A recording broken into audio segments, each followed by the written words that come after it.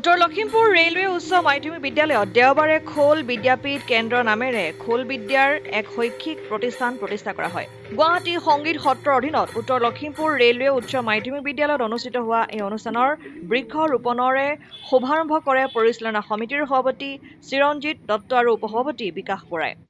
অনুষ্ঠানত বন্তি প্ৰজ্বলন কৰে নকাৰী যুৱ সমাজৰ সভাপতি গগন চন্দ্ৰ শইকীয়াই। কবি গল্পকাৰ পংকজ সভাপণ্ডিতে আঁতৰা অনুষ্ঠানত আদৰণি ভাষণ প্ৰদান কৰে পৰিচালনা সমিতিৰ সম্পাদক অতুল শইকীয়াই। পৰিচালনা সমিতিৰ সভাপতি চিৰঞ্জিত দত্তই সঞ্চালনা কৰা অনুষ্ঠানত সুসাহিত্যিক ৰেখা ফুকন, কেন্দ্ৰীয় মহাবিদ্যালয়ৰ অধ্যক্ষ ডক্টৰ হেমন্ত চলিহাকে আদি কৰি কেইবাজনো ব্যক্তি উপস্থিত থাকে। অনুষ্ঠানত মাধৱজ্যোতি ৰাজখোৱাই বৰগীত পৰিৱেশন কৰাৰ লগতে খোল বিদ্যাপীঠ কেন্দ্ৰৰ প্ৰশিক্ষক মঞ্জিত শইকীয়াৰ খোলবাদনত সংগত কৰে নৱজিত শইকীয়াই আৰু নিৰঞ্জন দাসে। সত্ৰীয়া সংস্কৃতিৰ প্ৰচাৰ আৰু প্ৰসাৰৰ মূল উদ্দেশ্য আগত ৰাখি খোল বিদ্যাৰ উন্নতি সাধন কৰিবলৈ শৈক্ষিক দিশত শিক্ষা প্ৰদানৰ ওপৰত গুৰুত্ব দি এই খোল বিদ্যাপীঠ কেন্দ্ৰৰ নামেৰে এই অনুষ্ঠানৰ মুকলি কৰা হয়।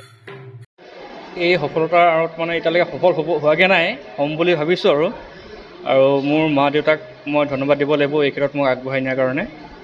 আৰু মোৰ দাদা, মোৰ ডাঙৰ দা এজন আছে, তেওঁ মোৰ গুৰুৰ দৰে, তেওঁ গুৰুৱেই।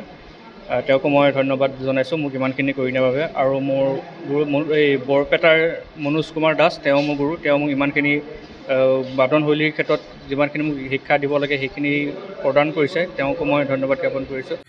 লখিমপুৰৰ পৰা ৰাহানুদ্দিন আহমেদৰ ৰিপৰ্ট, অসম আদিত্য।